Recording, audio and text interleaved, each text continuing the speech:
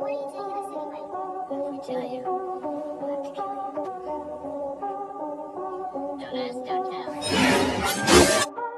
14 नवंबर साल 1995 चाइना की राजधानी बीजिंग में मौजूद yuan Ming Hwan bus terminal से एक बस निकलती है, जिसे शहर से निकलकर उसके बाहरी हिस्से शैंगशान तक पहुंचना था। रूट नंबर 375 पर चलने वाली ये बस अपने टर्मिनल से रवाना होती है और फिर तेजी से अपने गंतव्य की ओर आगे बढ़ती है। अब क्योंकि दिन भर के बाद ये इसका आखिरी चक्कर था और कड़ाके की ठंड, ऊपर से देर रात का समय, जिसके चलते सड़कें पहले ही वीरान हो चुकी थी, ये बस एक के बाद एक अपने स्टॉप पर रुकती है, सवारियों को उतारती है और आगे बढ़ जाती है। लेकिन अभी केवल आधा ही रास्ता पार होता है कि इससे पहले ही पूरी की पूरी बस खाली हो जाती है। बस में केवल अब 2 ही लोग बचते हैं, एक बस का ड्राइवर और दूसरी महिला कंडक्टर। हालांकि इन दोनों के लिए ये एक साधारण सी बात थी, जो हर दिन इस आखिरी चक्कर में होता था, जब पूरी की पूरी बस इसी तरह बीच रास्ते में खाली हो जाती थी, जिसे ये दोनों साथी बिना सवारी शैंगशान टर्मिनल तक अकेले ही लेकर जाते थे। लेकिन 14 नवंबर की वो रात हर दिन से बिल्कुल अलग थी, जो बिल्कुल भी साधारण नहीं थी। और ये बात उन्हें तब पता चलती है जब खाली बस अपने बाकी बचे हुए स्टॉप्स को पार करने के लिए आगे बढ़ती है। तभी अचानक ही अगले ही स्टॉप पर एक साथ 4 सवारी खड़ी हुई मिलती है। अब क्योंकि बस का तो काम ही था अपने रास्ते में आने वाली सभी सवारियों को बैठाना, तो सवारियां देखकर बस रुकती है, जिसमें एक कपल, एक बूढ़ी औरत और एक वयस्क लड़का चारों सवार हो जाते हैं। बस को अभी भी लगभग 7 स्टॉप और पार करने थे जब वो अपनी मंजिल तक पहुँचती, और इसे पूरा करने के लिए एक बार बस फिर से चल पड़ती है, जिसके अंदर अब 4 सवारियां और 2 स्टाफ सहित कुल 6 लोग मौजूद थे। लेकिन अभी बस ने करीब 2 से 3 स्टॉप ही पार किए होंगे, तभी अचानक अपने गंतव्य से 4 स्टॉप पहले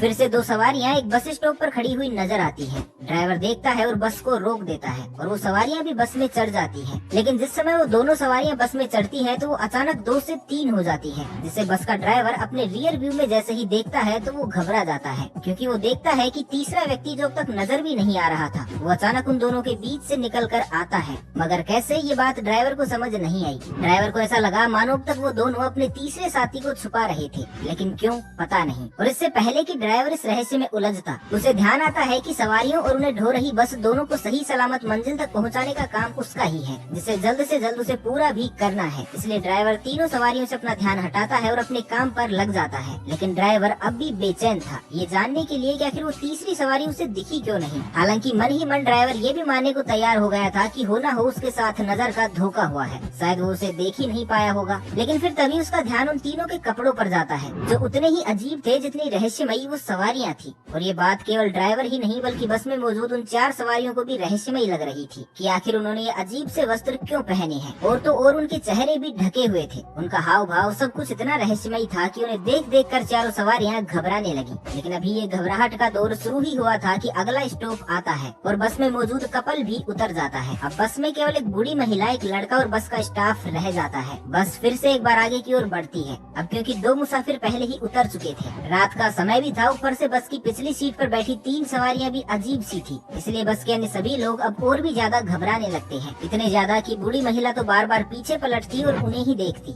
अभी ये सब चल ही रहा था कि तभी अचानक बूढ़ी महिला खड़ी होती है और जोर जोर से चिल्लाने लगती है और बस में बैठे उस वयस्क लड़के से लड़ने लगती है। महिला कहती है कि तुमने मेरा पर्स चुराया, मैं तुम्हें जेल करवा दूंगी। ये सुनकर लड़का घबरा जाता है कि अचानक उसके साथ ये क्या हुआ, लेकिन बूढ़ी महिला चुप होने का नाम ही नहीं लेती। लड़का बार बार कहता है कि मैंने कुछ नहीं किया, मैं तो चुपचाप अपनी सीट पर बैठा था, मैं तो यहाँ से हिला तक भी नहीं, फिर भला मैं आपका पर्स क्यों और कैसे चुराऊंगा। लेकिन महिला पर तो जैसे भूत सवार हो चुका था और वो किसी की भी कुछ भी नहीं सुन रही थी। यहाँ तक कि बस स्टाफ भी बीच बचाव के लिए आता है, लेकिन बूढ़ी महिला कुछ भी सुनने को तैयार नहीं होती। महिला कंडक्टर भी बूढ़ी महिला को अलग ले जाकर समझाती है, लेकिन बूढ़ी महिला एक ही बात पर अड़ी रहती है कि बस रोको, मैं इसे थाने लेकर जाऊंगी और पुलिस में इसकी शिकायत करूंगी। और जब बार बार समझाने के बाद भी महिला नहीं मानती, तो आखिरकार बस का ड्राइवर पहले तो फालतू की झिकझिक से परेशान होता है और फिर अगले स्टॉप पर बस को रोककर उन दोनों को नीचे भी उतार देता है। और जैसे ही दोनों सवारियां नीचे उतरती है, तो ड्राइवर बस आगे बढ़ाता है और चला जाता है। अब उस सुनसान स्टॉप पर बूढ़ी महिला और वो लड़का अकेले रह जाते हैं। लड़का गुस्साता है और पूछता है कि आपकी समस्या क्या है, जब मैंने कोई चोरी की ही नहीं तो आपको इस बात को मानने में तकलीफ क्या है। लेकिन इससे पहले कि लड़के को और ज्यादा गुस्सा आता,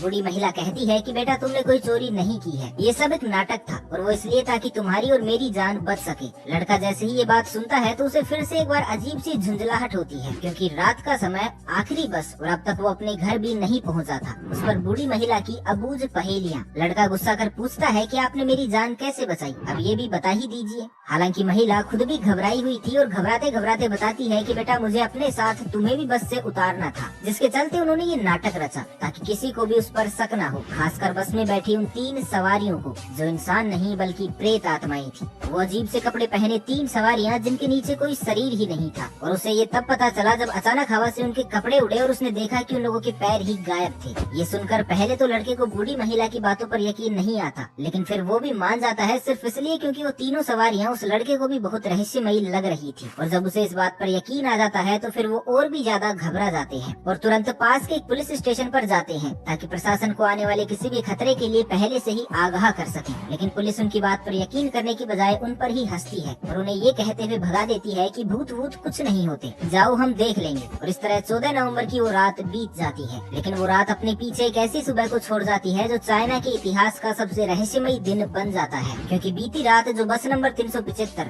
शैंगशान के लिए रवाना हुई थी वो बस वहाँ कभी पहुँची ही नहीं। और सुबह होते ही जब इस बात का पता डिपो इंचार्ज को चलता है तो वो तुरंत इसकी शिकायत पुलिस में करता है, क्योंकि लाखों रुपए की सरकारी संपत्ति आधी रात से ही गायब थी। लेकिन जैसे ही पुलिस स्टेशन से वो खबर अन्य थानों में सर्कुलेट होती है तो इस बात का पता उस थानेदार को भी चलता है जिसने पिछली ही रात 2 लोगों से उस रहस्यमयी बस के बारे में सुना था। उसे तुरंत याद आ जाता है कि किस तरह एक बूढ़ी महिला और एक लड़का उन लोगों को इसके लिए आगाह कर रहे थे। और जब तक उस ऑफिसर को इस पर यकीन आता है कि वो दोनों सच बोल रहे थे तब तक बहुत देर हो चुकी थी और अब कहीं और देर न हो जाए, इसलिए वो ऑफिसर तुरंत महिला और लड़के से एक बार फिर से संपर्क करता है और मामले की जांच में लग जाता है। लेकिन अब ये बात केवल पुलिस तक ही नहीं रहती, बल्कि जैसे ही पुलिस दोनों आम नागरिकों को अपनी जांच में शामिल करती है तो ये बात आग की तरह फैल जाती है। और इस आग में घी का काम करती है चाइना की स्थानीय मीडिया, जो एक ही दिन में उस रहस्यमयी न्यूज को ब्रेकिंग न्यूज में बदल देती है। हर तरफ बस 375 और इसके बारे में बताने वाले 2 आम लोगों के बारे में चर्चा होने लगती है। और मात्र कुछ ही घंटे बीतते हैं जहां पुलिस को अभी रहस्यमयी बस का अता पता भी नहीं चलता है, उससे पहले ही स्थानीय मीडिया बूढ़ी महिला और लड़के का इंटरव्यू उनकी आपबीती बताकर घर घर तक पहुंचा देता है और रहस्यमयी बस का असली सच पता लगाने से पहले ही सैकड़ों तथाकथित सच खड़े कर देता है। कोई बस को भूतिया बताने में लग जाता है तो कोई चैनल गायब हुई बस के पीछे एलियंस का हाथ बताता है। और कुछ इस तरह से बस के चलने से लेकर उसके गायब होने तक की 50 थ्योरियां बाजार में आ जाती हैं। लेकिन सच क्या था ये कोई भी नहीं जानता था और जो लोग बस के बारे में जानते थे उनकी आप बीती कड़ियों को जोड़ ही नहीं पा रही थी।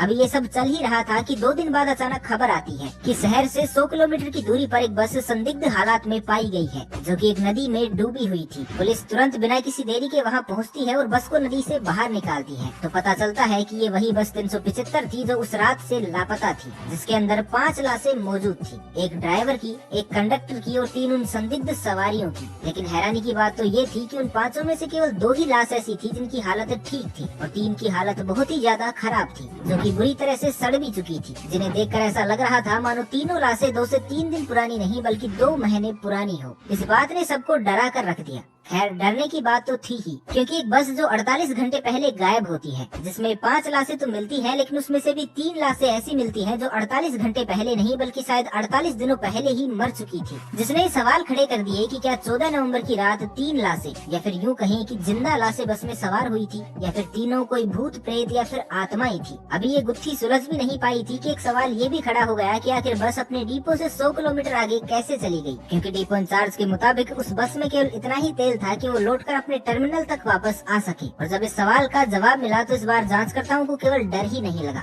बल्कि उनकी आत्मा तक कांप गई जब उन्होंने इस गुत्थी को सुलझाने के लिए बस का फ्यूल टैंक चेक किया तो उसमें डीजल नहीं बल्कि खून मौजूद था। जी हाँ, बस नंबर 375 के टैंक में खून भरा हुआ था, जिसे उस समय जिसने भी देखा वो डर के मारे कांपने लगा। लेकिन पुलिस ये भी जानती थी कि बस का रहस्य कितना ही भयभीत करने वाला क्यों न हो, इस राज से पर्दा तो उठाना ही पड़ेगा, क्योंकि समूचा चाइना जिसे भले ही 50 कहानियां बताई जा चुकी थी, लेकिन वो अभी ये जानने को बेताब था कि आखिर बस 375 के साथ हुआ क्या था, उसकी ऐसी हालत किसने की और वो 3 लाशें बस में सवार कैसे हो गई। इन सभी सवालों के जवाब ढूंढने के लिए और इस गुत्थी को सुलझाने के लिए पुलिस के पास अब केवल एक ही तरीका बाकी था और वो था बीजिंग शहर में लगे सीसीटीवी कैमरे, जिनकी मदद से कुछ सुराग मिल सकता था। लेकिन पुलिस को तीसरा झटका तब लगा जब उन्हें कैमरों में सब कुछ देखने को मिला, लेकिन बस नंबर 375 देखने को मिली ही नहीं। वो बस जो उन्हीं रास्तों से गुजरती तो गई थी, लेकिन रास्तों में लगे एक भी कैमरे की नजर में नहीं आई और जिस तरह ये कहानी इस वीडियो में अचानक समाप्त होने जा रही है, ठीक उसी तरह सबूतों के अभाव में और रहस्यमयी गुत्थियों के साथ 375 के केस को भी हमेशा के लिए अचानक से ही बंद कर दिया गया। और ऐसा क्यों किया गया, इसका जवाब ना तो कभी बीजिंग ट्रांसपोर्ट ने दिया और न ही कभी पुलिस प्रशासन ने। हालांकि इस हादसे को अब तक 26 साल बीत चुके हैं, लेकिन लोग अब भी इसे भूले नहीं हैं। और तो और इस हादसे के पीछे अनसुलझे रहस्य को खोजने का प्रयास आज भी जारी है। लेकिन जैसे ही कोई इसमें आगे बढ़ पाता है तो कुछ नए सवाल आकर खड़े हो जाते हैं, जिनका जवाब किसी को भी नहीं मिलता। जैसे कि बस बिना तेल के 100 किलोमीटर दूर कैसे चली जाती है, 5 लाशें तो मिलती है, लेकिन उनमें से भी 3 48 घंटों में ही कैसे सड़ जाती है, टैंक में खून का होना और सीसीटीवी कैमरों में बस का न होना। ये सवाल लोगों को फिर एक बार उसी मोड़ पर पहुंचा देते हैं जिस मोड़ पर 375 के केस को बंद किया गया था। तो दोस्तों, आपको क्या लगता है, बस नंबर 375 के साथ उस दिन क्या हुआ होगा? हमें कमेंट बॉक्स में जरूर बताइएगा। तो बस आज के लिए इतना ही, मिलते हैं अगले वीडियो में। तब तक के लिए खुश रहे, मस्त रहे, हंसते रहे। भगवान करे आप सभी का दिन शुभ।